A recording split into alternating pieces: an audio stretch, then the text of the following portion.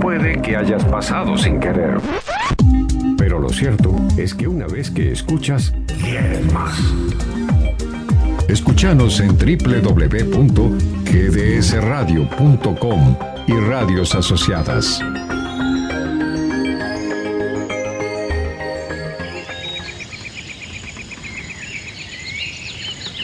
La selva nos habla con su lenguaje de vida y emociones.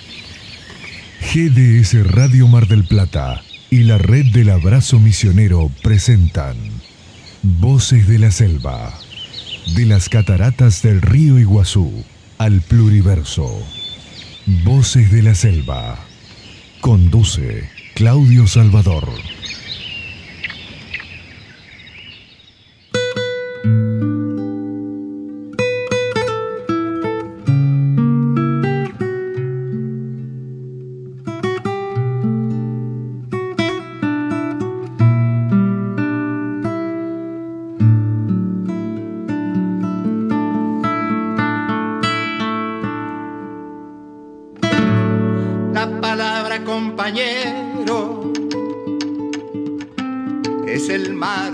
Navegamos con un rumbo iluminado por la luz del mismo fuego. La palabra compañero nos envuelve en un abrazo y encamina nuestros pasos sendero. La palabra compañero se hace par en compañera y duplica las banderas. Te recomiendo hoy y siempre que entres a este programa con el pie derecho. Y si estás tomando mate con tu compañera, no se te ocurra cebarle un mate frío, porque ella entenderá que la dejaste de querer. Ruda, sí. Si tenés ruda, un té de ruda en todos los agostos, bien es recomendable. Y si en el medio de la vereda hay una escalera abierta, no se te ocurra pasar por debajo. Y si encontrás que tus zapatos están sucios de mierda de perro, tampoco te preocupes porque dicen por ahí que es buena suerte. Todas estas son creencias populares, pero también hay mitos arraigados en la sociedad. Mi tema, como me enseñó el entrevistado de hoy, instaladizos en diversos relatos. Algunos son inocuos, no hacen ni bien ni mal, otros alimentan el espíritu, pero algunos le hacen mucho daño a las personas. Hoy vamos a hablar con un entendido sobre este tema. Él es Carlos Matos, un bibliotecario profesional, periodista, integra la Asamblea Permanente por los Derechos Humanos de Mar del Plata, conduce programas radiales, en especial A las Puertas de Magonia en GDS Radio Mar del Plata. Buenas tardes, señor director, Guillermo San Martino. Y dice Carlos Matos, ya nos dirá él, que alguna vez fue un cachorro de lobizón. Hola, Carlos Matos, ¿cómo estás? Buena.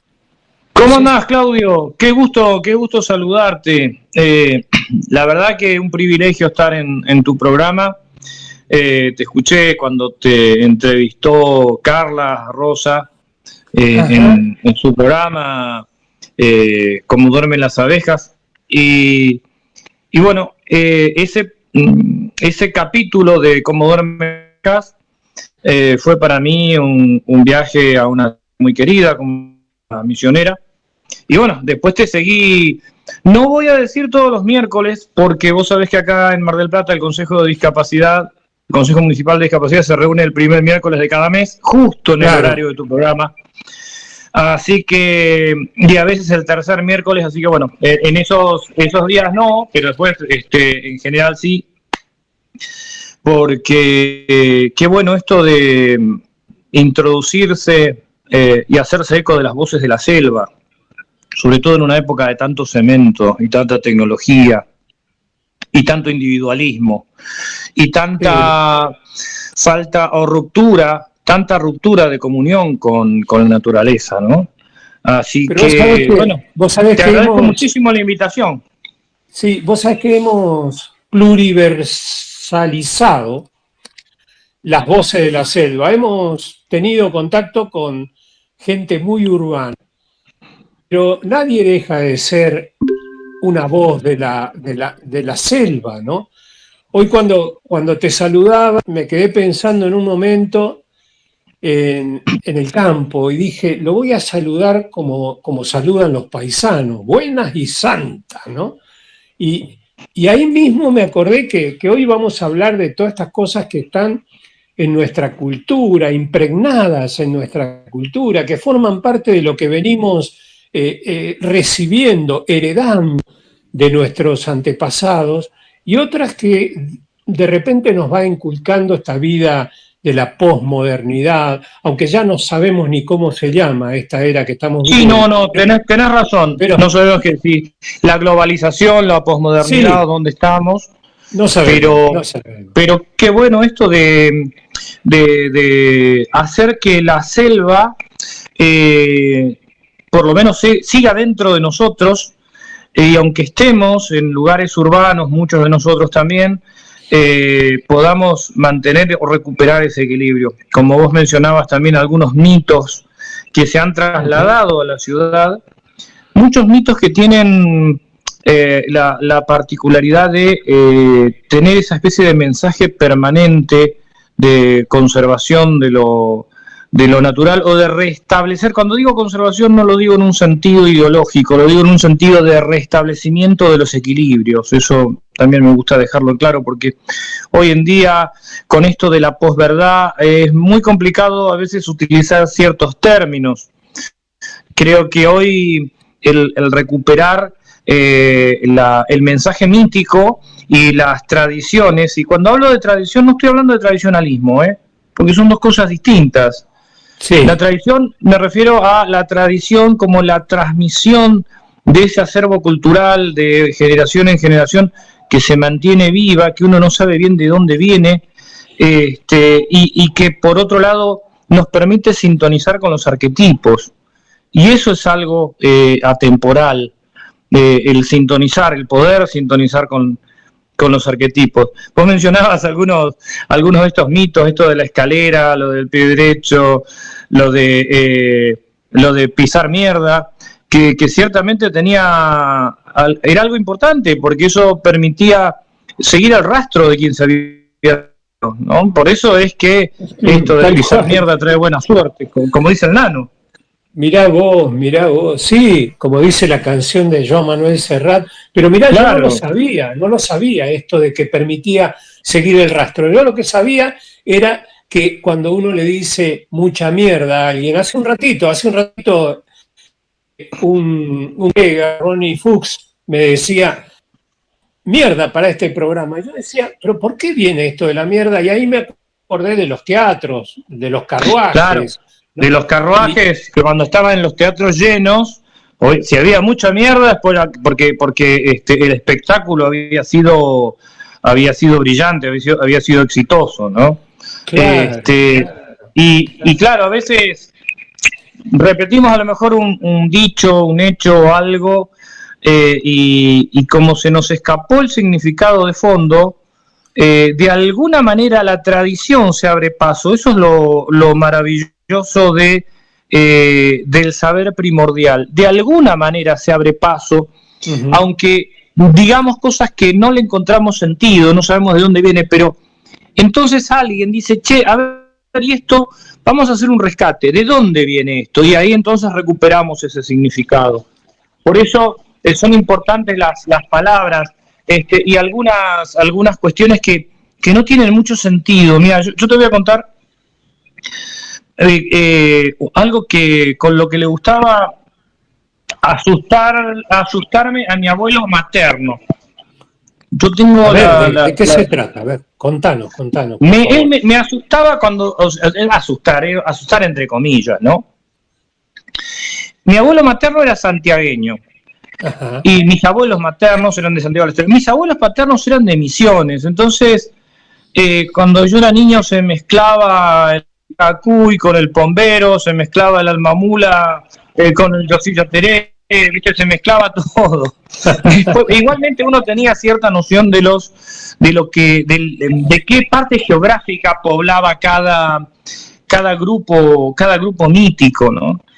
Sí. Y mi abuelo materno, yo recuerdo cuando tenía 5 años, él decía que había que dormir la siesta porque si no aparecía el duende.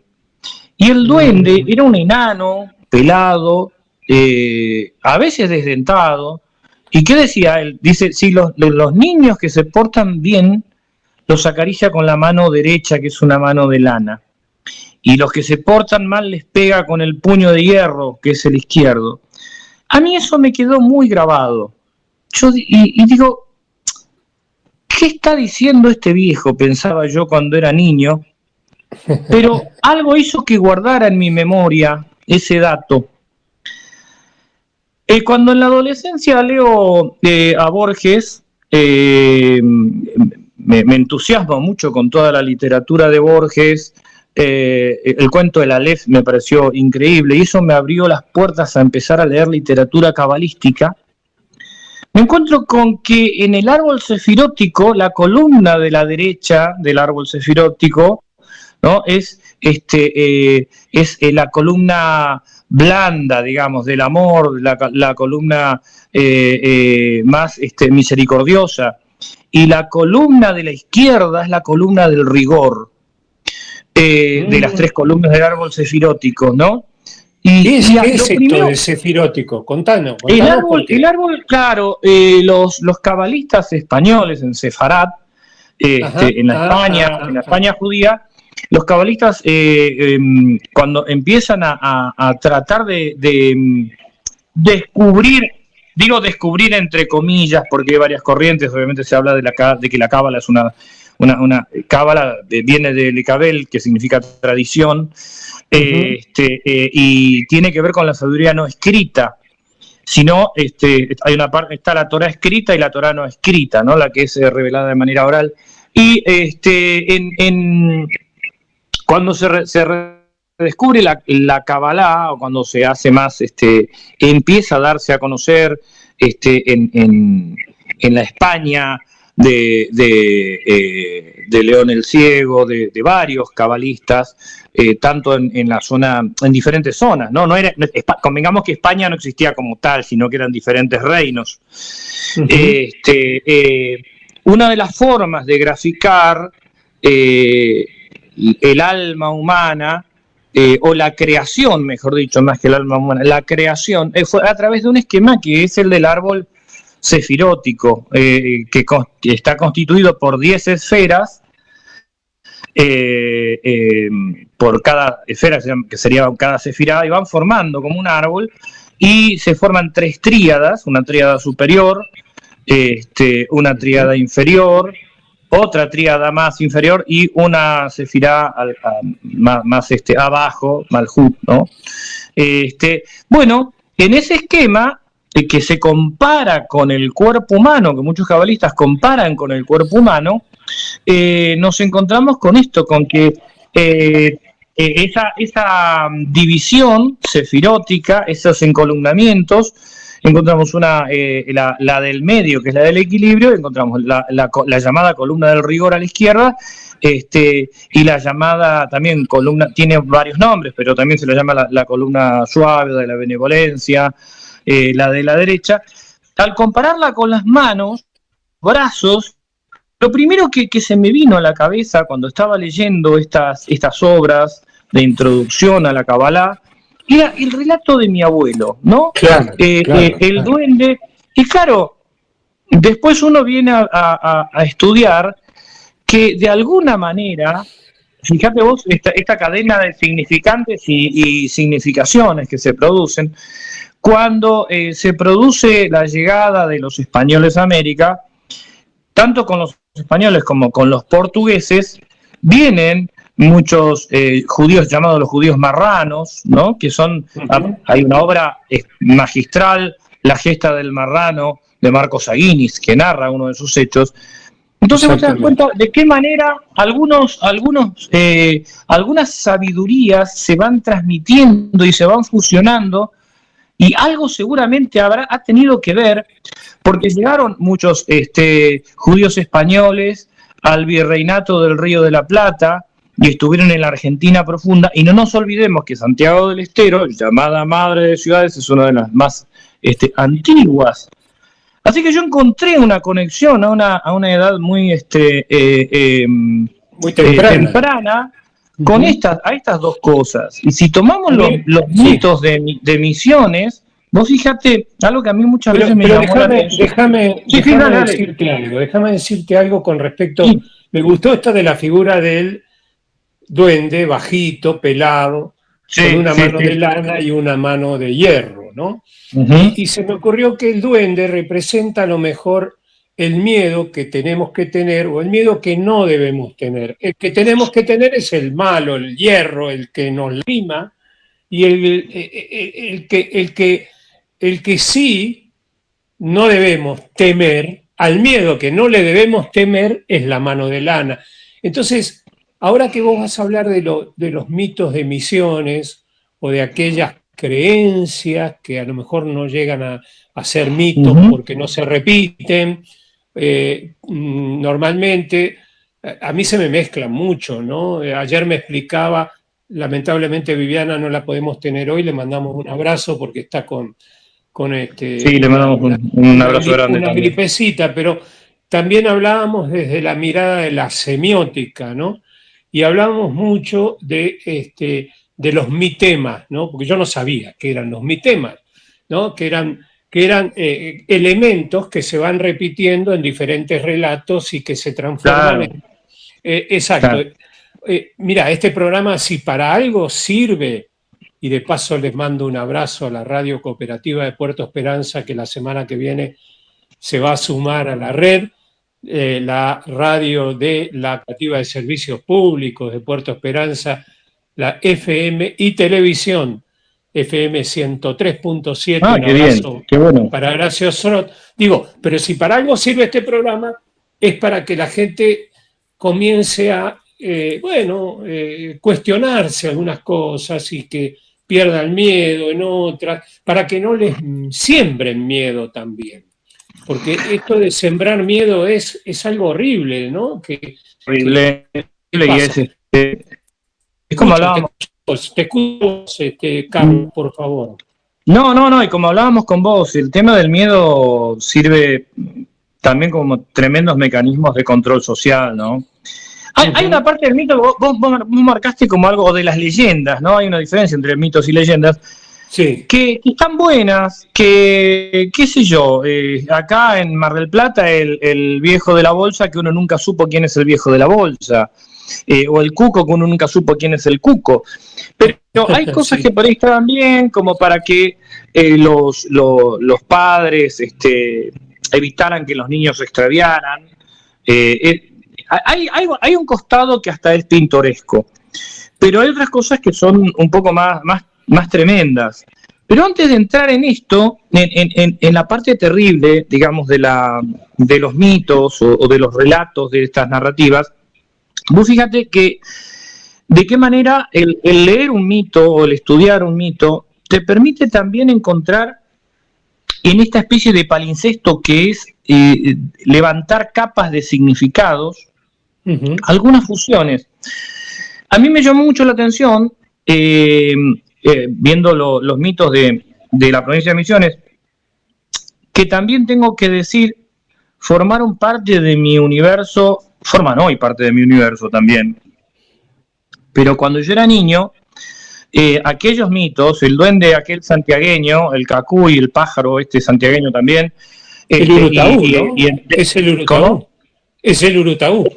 El cacuy, no, vos sabés que no, la biblioteca no es pacífica. Cacuy, sí, no es pacífica, dirían los abogados. A pesar de que hay una narrativa más, hay una narrativa en la que tienen que ver hermanos, hay muchos puntos en común, sí. Ajá. Pero fíjate el mito del Yací Yateré, por ejemplo, ¿no? Sí. Me llamó mucho la atención lo siguiente. Bueno, cuando era niño, obviamente, cuando tenía 5 años, yo pensaba que el Yací Yateré existía. De hecho, tenía muy en claro que si vos lo escuchabas cerca era porque estaba lejos, y si lo escuchabas lejos era porque estaba cerca. Así me lo había contado mi abuela Josefina, que era paraguaya, y que vivía ahí en San Ignacio. Ahora bien, cuando ya empecé a ser un poco más grande, hubo quien me dijo, no, en realidad el Yací Yateré es un pájaro. Y acá entramos en diferentes cuestiones. El canto del pájaro sostiene el mito, pero el mito no es el pájaro, son cosas diferentes. Y cuando uno ve, ¿cuáles son las características del Yací Yateré? Un niño, bueno, tampoco es pacífica la biblioteca en este punto, pero muchos coinciden en que es un niño rubio, con un bastón de oro, que aparece desnudo. En algunos lugares lo hacen aparecer con un sombrero. Pero fíjate que la característica de un niño rubio tiene más que ver con las mitologías nórdicas, no tanto con las mitologías con el panteón. Con la colonia. Claro, exacto. Entonces, evidentemente, estamos en presencia de un sincretismo.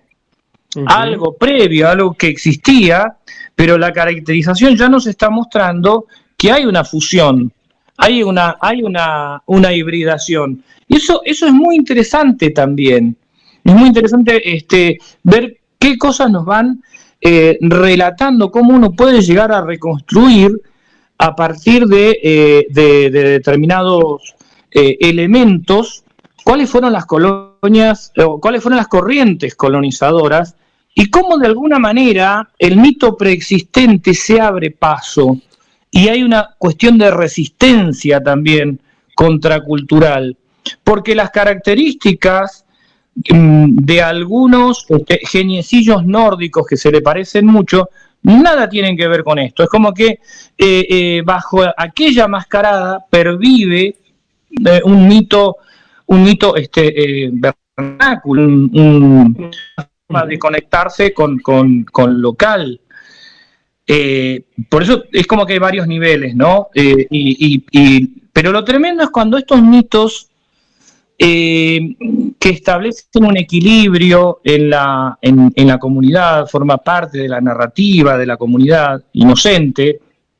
Cuando digo inocente, no digo ingenua, digo inocente, como mecanismo de autorregulación de la misma comunidad. No sé, imaginemos a los viejos, a nuestros viejos, alrededor del fuego, charlando. Hay todo un caudal de conocimiento que el mito transmite. Ahora, fíjate que cuando se articula desde el poder, ya para meter miedo, ya pasan otras cosas, ¿no? Pasan otras cosas un poco más complicadas, como, bueno, por ejemplo, el famoso mito del familiar, ese perro enorme que aparece en Salta. Y que bueno, no nos olvidemos de personalidades como la de Robustiano Patrón Costas, que tenía totalmente asustado a todos los obreros que trabajaban en los ingenios, ¿no? Con el famoso mito del familiar. Ahí hay una articulación realmente perversa, complicada, y totalmente repudiable. Por eso es importante, me parece, el estudio de estos mitos, el hecho de que en las escuelas uno se pueda amigar con los mitos, darle la entidad que tienen, porque tiene un valor muy importante, tiene un valor iniciático también, ¿no? y ver el costado bueno y malo del mito, que en realidad está más dado por cómo se articula al mito desde el poder. De hecho, fíjate que cuando llegan los españoles, una de las primeras cosas que se hicieron fueron demonizar prácticamente, a estos panteones vernáculos. Tal cual, tal cual. Claro, imponer una creencia hegemónica, podríamos decir, invisibilizando y silenciando a numerosas culturas de la llamada Abya Yala, ¿no? Por el pueblo cuna. Exacto. De Panamá, que así nombraba a la América toda, ¿no? Y esa creencia hegemónica, nos trajo muchos problemas, ¿no? Que no queremos nunca mezclarlo con la fe, porque, también hemos hablado contigo y hemos hablado y hablaremos en los próximos días con Jackson Lima, un afroamericano que conoce mucho del sincretismo religioso del que vos hablabas, de la espiritualidad.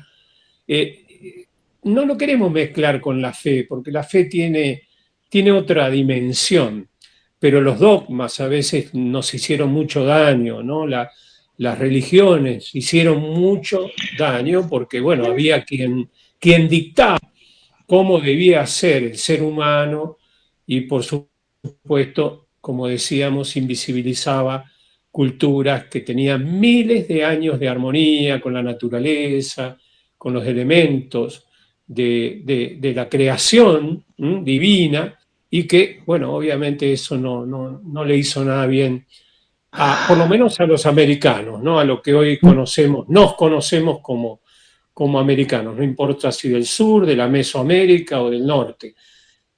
Claro, también hay que decir en esto, Claudio, para ser justos, que así como hubo una brutal represión cultural en la llegada de los españoles a América por parte de algunos, también hubo otros que trataron de reivindicar las culturas de los pueblos originarios. También nos encontramos con personas de aquellas mismas instituciones hoy día, pienso, en un Leonardo Boff, por ejemplo, en un Helder Cámara, pienso en muchas personas que, formando parte de aquellas instituciones, reivindicaron también el estudio, los pueblos originarios, Sin duda. Digo para ser justos, ¿no? Para ser justos, porque si no es como que uno dice, sí, entraron a sangre y fuego, es cierto, pero también hubo quienes se pusieron del lado de los pueblos originarios, y creo que también esa gente merece ser mencionada. Pero de lo que se trata es que cada cual recupere el lugar que tiene, y que sobre todo, y lo complejo de esto me parece, Claudio, es cuando se demoniza al distinto, ¿no? Esa tendencia a demonizar al otro, que lo seguimos viviendo todavía. Sin lugar a dudas, sin lugar a dudas. Pero decíamos que había mitos, ¿no? También me enseñó Viviana que había una diferencia entre esos mitos populares y los mitos de la creación, los mitos que tienen que ver con las divinidades, ¿no? Pero había mitos o creencias que son inocuas y otras que no lo son, otras que hacen mucho daño. Vos anticipaste algo como el control social a partir de los miedos, a partir de esto que se va sembrando, que a veces duele tanto que las personas, se retraen y no se enfrentan a la realidad por culpa. Podríamos dar algún ejemplo de ambos, ¿no? Mitos que son benévolos, que son hasta graciosos muchas veces y que nos levantan el espíritu, y otros que nos... Sí, yo me acuerdo cuando era niño, que si quieres lo podemos contar más al final, a alguien que se lo acusaba de ser lobizón, y esa persona era marginada por la comunidad, no digo toda, pero visto de forma rara, una persona que estaba perturbada mentalmente, con una serie de inconvenientes que, claro, hoy cuando uno revisa, yo ya tengo 58 años, estoy contando algo de cuando tenía 5, 6, 7 años,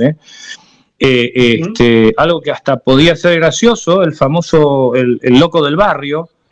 Claro, pero resulta que el loco del barrio, al que se le atribuían todo tipo de cosas, era una pobre persona que se lo aislaba de la solidaridad de quienes eran sus convecinos y que en consecuencia estaba más desprotegido que todos nosotros, ¿no? Eso es una consecuencia tremenda, es una de invisibilización. Vamos a hacer una breve pausa porque estás a punto de contar cuando fuiste cachorro de lobizón. Sí, yo fui cachorro de lobizón y lo guardo en mi memoria. Por eso, esto merece una música de suspenso, pero la música de suspenso no la tenemos. Lo que tenemos es una hermosa música, en realidad una música litoraleña de los Imaguaré, que habla del misionero y el guaraní, que se la vamos a pedir al señor director, como para hacer un espacio, respirar un poquito hondo, y después sí escuchar esta historia que nos va a contar Carlos Matos, bibliotecario profesional, periodista, hombre de los derechos humanos, que fue alguna vez, según sus propias palabras, fue un cachorro de lobizón. Música y volvemos en instantes.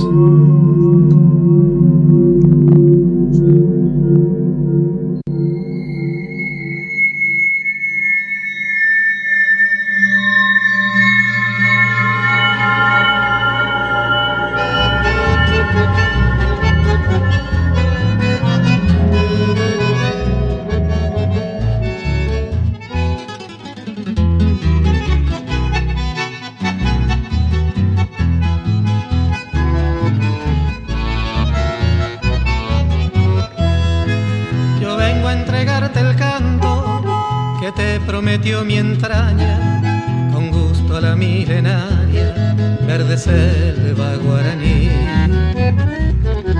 Y quiero decir entero que yo soy bien misionero, como el yerbal y el guerrero don Andrés Guasurarí. Vengo a nombrar a Quiroga, pues él escribió una historia mezclando pasión y gloria, viviendo en Teyucuaré. Y he de gritar altanero que aquí ha vivido el pombero, leyenda que es un misterio, como el Yacyretá.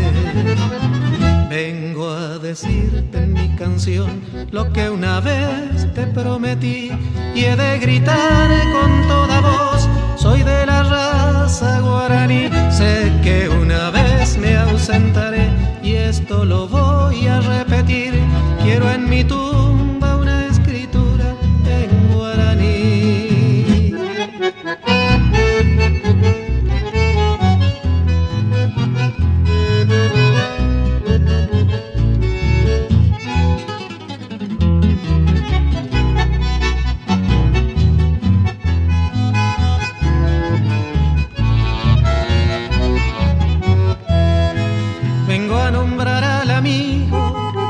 Dejo para su gloria este canto en la memoria de su pueblo, y desde aquí voy a cantar con esmero que no ha muerto tu recuerdo, que tu alma sigue viviendo, misionero y guaraní. Viejo alcibial es mi canción, quiere decirte desde aquí esta oración que le enseñó tu viejo pueblo guaraní. Nere manoi ni cocheaba, ei coye mañondibei, por yo amo los mitad, au pura hey, por yo amo los mitad, au pura hey.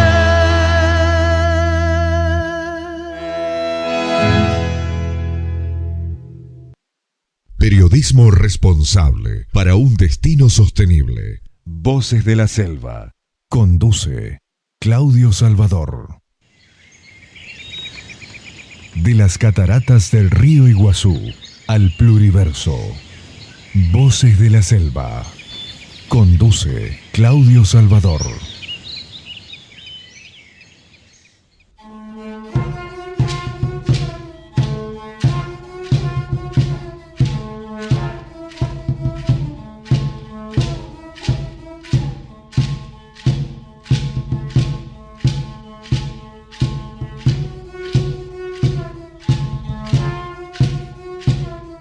Están las butacas completas, con mi corazón latiendo junto a ellos, porque empezaron a latir más fuerte los zurdos cordiales, como dice el tango, contar Carlos Matos, que es una historia real, tiene que ver justamente con la división, con los que nos hacen mal, con aquello que debemos aprovechar, queridas y queridos oyentes, para reflexionar cuáles son nuestras actitudes. Si bien esto ocurrió cuando este señor Carlos Matos tenía muy corta edad.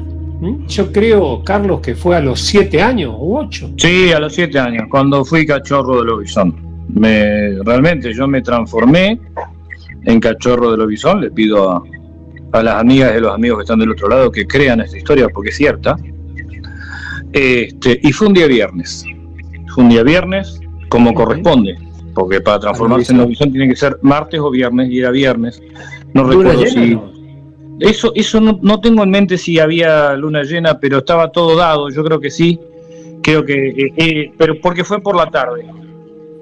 En realidad, tengo que... El marco... La escena se propone de la siguiente forma. Vos sabés que... venga, don Candelario, venga, no se asuste, venga. No. Y escuche. Exactamente. Bueno, yo te contaba que nací en el Chaco y que nací con dificultades visuales muy serias. Y cuando paso a segundo grado, a los 6 años, tengo que ingresar ya a la escuela de ciegos porque no alcanzaba a ver para leer, sino que veía luces y sombras, muy poquito. La escuela 504 para ciegos y disminuidos visuales de Mar del Plata funcionaba en el casco de una estancia. Voy a dar la dirección para la gente que vive acá. Es la calle 210 entre Gaboto y Elcano.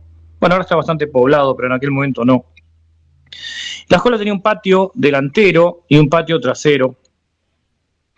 El patio trasero eran, no sé, la verdad que ahí la perspectiva me traiciona porque yo creo que eran como 2 hectáreas, pero hay que decir que cuando uno es niño todas las distancias son grandes. Y entonces resulta que nos causaba mucha gracia un hombre que se acercaba al alambrado y gritaba cosas, y siempre gritaba cosas. Era raro, era un tipo raro, no sabemos cuántos años tenía. Los que alcanzaban a ver un poco lo describían como una persona que no andaba muy limpio, pero era raro, barbudo, y gritaba siempre cosas. A veces venía con alguna botella de vino, porque en aquel momento no había tetra, no existía el tetrabric, sino había botellas, y empezaba a dar discursos que no entendíamos si eran discursos políticos, arengas, cosas que no podíamos decodificar. Y entonces uno de los chicos le tiró con un marlo. Casi nosotros, muchos no veíamos, otros veían un poquito, pero le apuntábamos al sonido. Y entonces escuchamos que ese marlo pegó y que este hombre se cayó. Los porteros de la escuela nos dijeron que se llamaba Miguel. Y desde ese día, Miguel ya no era Miguel, sino era el borracho Miguel. Siendo niños ya estábamos aprendiendo a discriminar, y para mal. El borracho Miguel se acercaba al alambrado cada tanto, a veces tardaba, y uno de los compañeros, de los compañeritos, dijo: a mí me contaron que Miguel era lobizón. Y entonces, entre las cosas que se describían y esta especie de teléfono descompuesto, de una cosa que uno le dice a otro, Miguel el borracho además pasó a son. En esta escuela, los que vivíamos en Mar del Plata íbamos todas las mañanas y volvíamos a la tarde porque era doble escolaridad. Pero también recibía chicos y chicas que venían del sudeste de la provincia de Buenos Aires y que entonces llegaban a la mañana, se quedaban a dormir toda la semana y el viernes se retiraban. El viernes era un día en el que durante la tarde, si bien teníamos música, teníamos educación física, pero todo era un poco más laxo y gozábamos de más tiempo para poder ir al patio. Estábamos en el patio entonces y justo apareció Miguel, el borracho, el lobizón, el harapiento. Y dijo montones de cosas y decía cosas y claro, como era viernes, algunos decían, che, hay que cuidarse porque se va a convertir en perro negro. Obviamente, en Argentina, como no hay lobos, el mito había sufrido una transformación y no te convertías en lobo sino en perro, pero eso no lo sabíamos porque éramos niños. Entonces para el viernes siguiente lo que hicimos fue juntar muchas piedras y nos pusimos a jugar ingenuamente o inocentemente o haciéndonos los inocentes en el alambrado y esperamos que aparezca el lobizón, Miguel, el borracho. Y apareció Miguel y empezó a decir cosas sin sentido y hablaba y nosotros le preguntábamos cualquier cosa y en un momento gritamos y empezamos a tirarle piedras, muchas piedras impactaban contra el pobre Miguel, contra el pobre borracho Miguel, al que alguien le había dicho que un día era lobizón y hacía mucho ruido y en un momento Miguel se quejó y se fue. Y nosotros, después de muchos años, nos dimos cuenta que los que habíamos sido cachorros de lobizones habíamos sido nosotros, que en ningún momento nos sentamos a conversar con Miguel, que los grandes tampoco nos habían dicho que teníamos que respetar al borracho Miguel, que antes que ser el borracho Miguel era un hombre del barrio, que se presentaba como alguien inocente, y que a lo sumo tendría que haber estado alguien grande con nosotros para poder charlar con Miguel y conocerlo. Los años fueron pasando y la verdad es que siempre tuve esta deuda de poder abrazar a Miguel y poder pedirle perdón también por habernos convertido varios de nosotros en lobizones, en cachorros de lobizones ese viernes. Por eso los mitos tienen un costado negativo y traen consecuencias.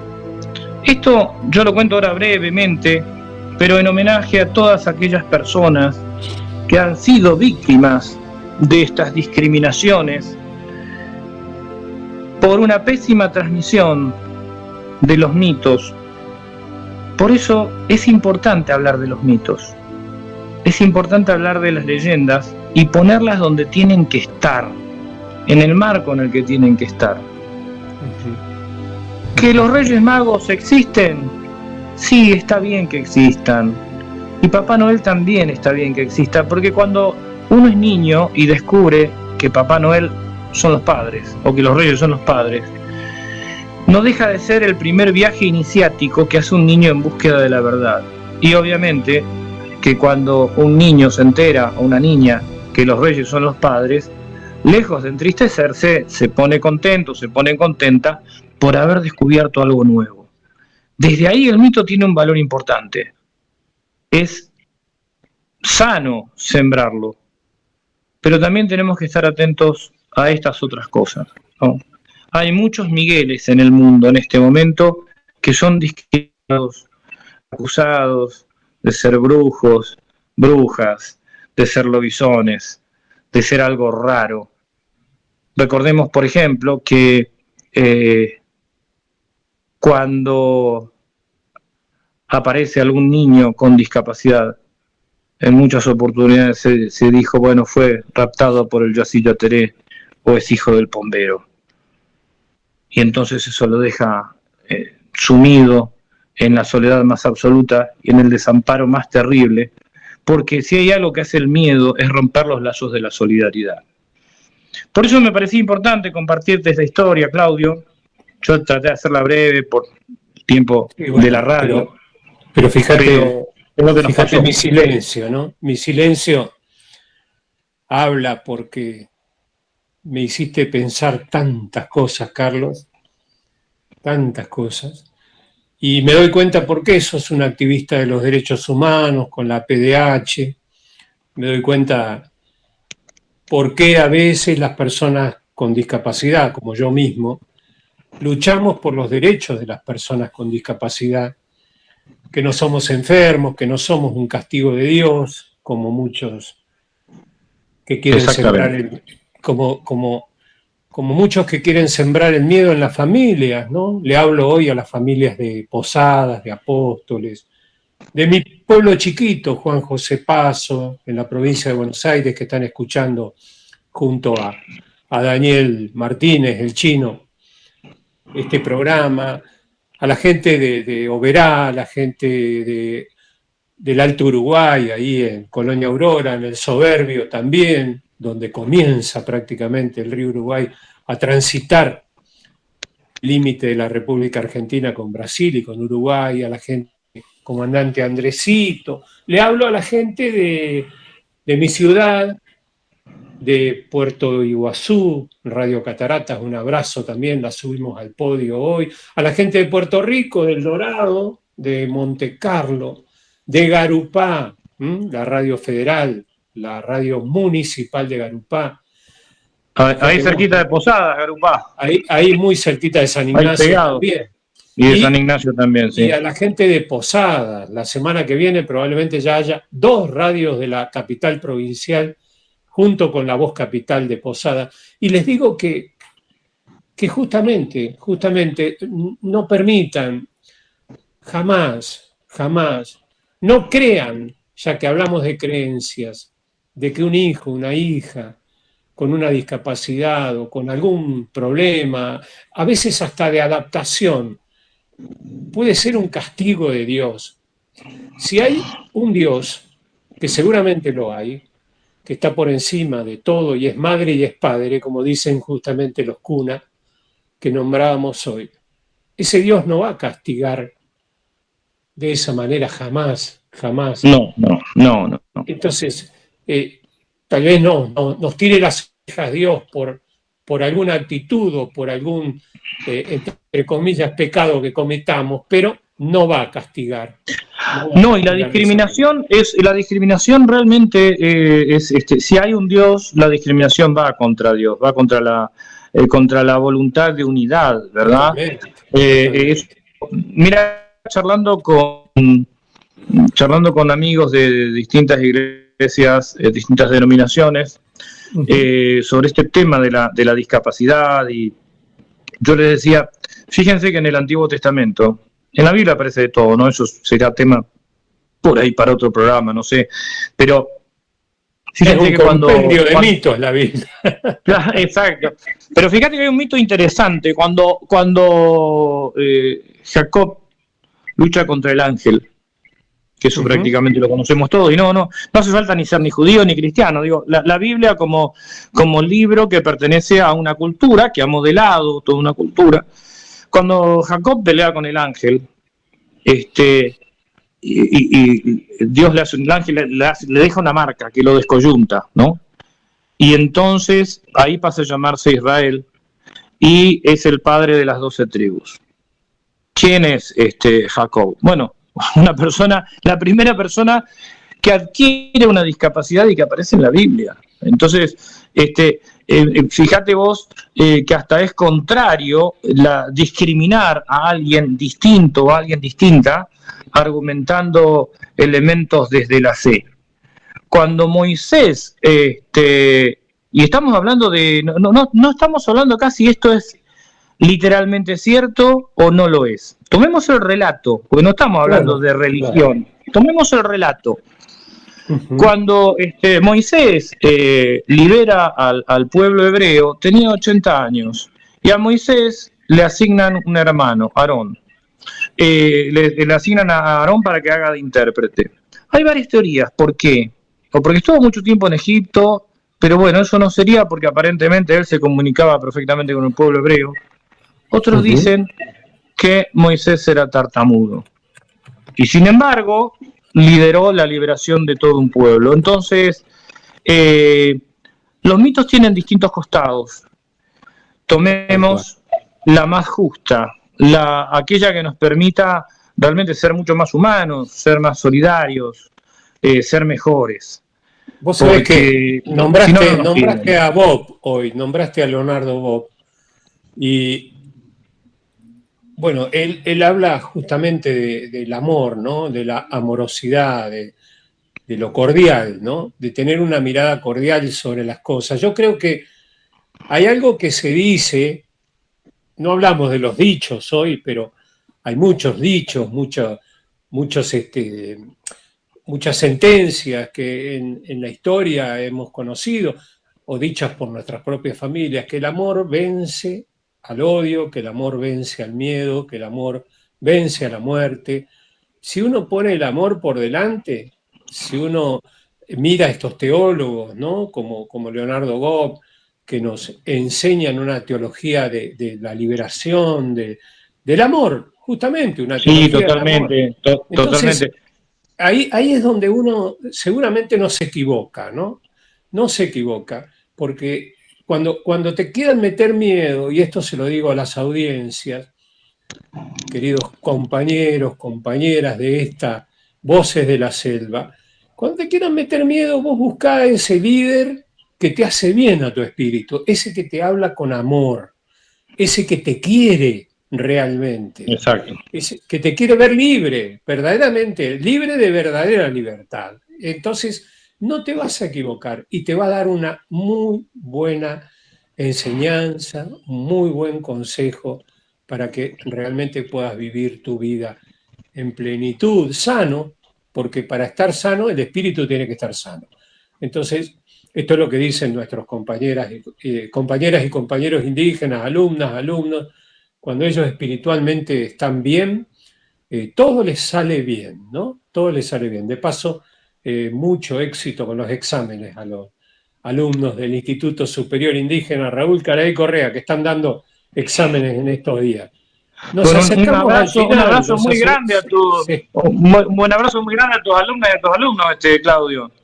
Hay unos cuantos de la región, de Brasil, de Paraguay, algunos libres, otros son regulares, y regulares que vienen todos los días, digo, no porque sean regulares en su rendimiento, sino regulares porque asisten todos los días. Claro. Tenemos alumnos hasta de 57 años, casi tu edad, ¿no? Qué bueno, qué bueno. Así que qué bueno. Eso es muy lindo, muy lindo.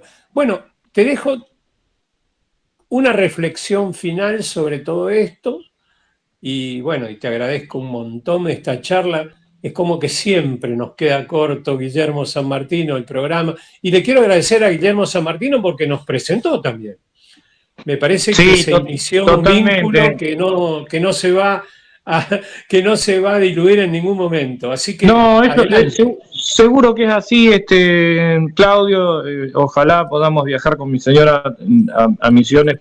Tenemos familia allá. Aprovecho también para enviarles un saludo muy, muy grande a mi familia de Misiones. Y mira, hablando del amor, lo que yo recuerdo es tiempo de erradicar estereotipos. Y uno de los que más mal nos ha hecho es cuando nos metieron en la cabeza una frase hecha tremenda, como una bomba atómica. Cuando alguien se equivoca y le dicen, nadie es imprescindible. La verdad es que todos somos imprescindibles. Hay que terminar de una buena vez con eso, de repetir a los niños, a las niñas, nadie es imprescindible, como si fuéramos elementos descartables. Como dice Helder Cámara en la Misa dos Quilombos, esa obra monumental que es como la Misa Criolla del Brasil, y habla de que ojalá en algún momento nos encontremos todos en el gran quilombo del cielo, donde seamos todos iguales. Un abrazo, Claudio. Aclarando, Y gracias por la invitación. no te vayas, aclarando que los quilombos son donde, bueno, se Los congregaban negros estaban libres. Claro. los esclavos que eran libres. A mí me gusta contar rápidamente una historia, ¿no? Cuando visité una comunidad negra de Colombia, en Cartagena, me contaron una vez, y creo que es una buena historia para compartir, para ir cerrando este programa. Me contaron una vez cómo sus abuelos, sus abuelas, se reunieron en una comunidad. Estamos hablando de La Boquilla. La Boquilla es la zona contrapuesta a la Boca, que es la parte más cara de Cartagena. Y esta es la parte más pobre. Claro. La Ciénaga de la Virgen. En la Ciénaga de la Virgen había pequeños islotes, pequeños lugares donde los esclavos que se eran liberados corrían, porque no sabían lo que era la libertad. Y también estaban los que se escapaban, que corrían y se refugiaban en los islotes de la Ciénaga de la Virgen.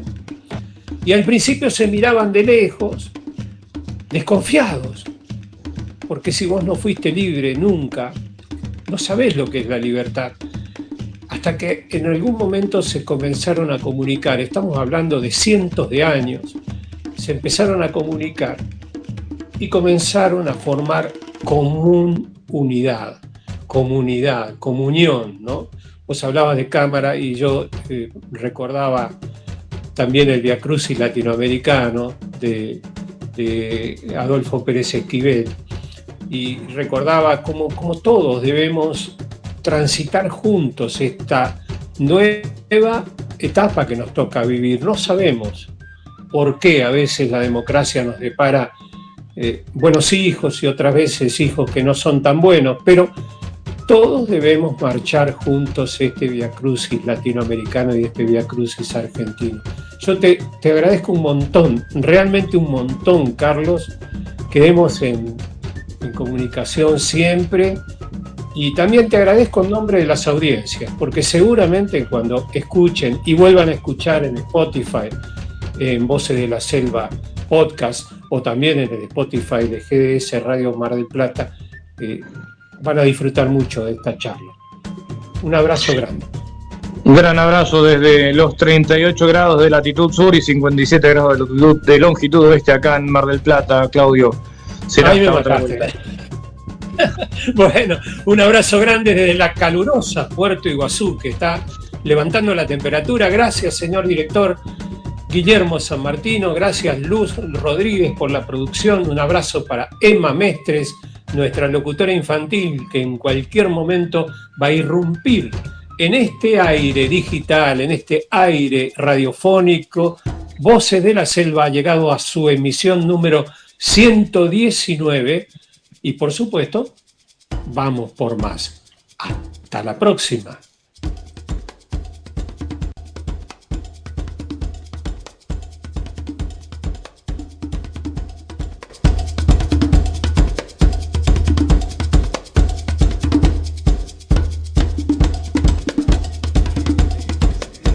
GDS, siempre en movimiento. La radio número 1,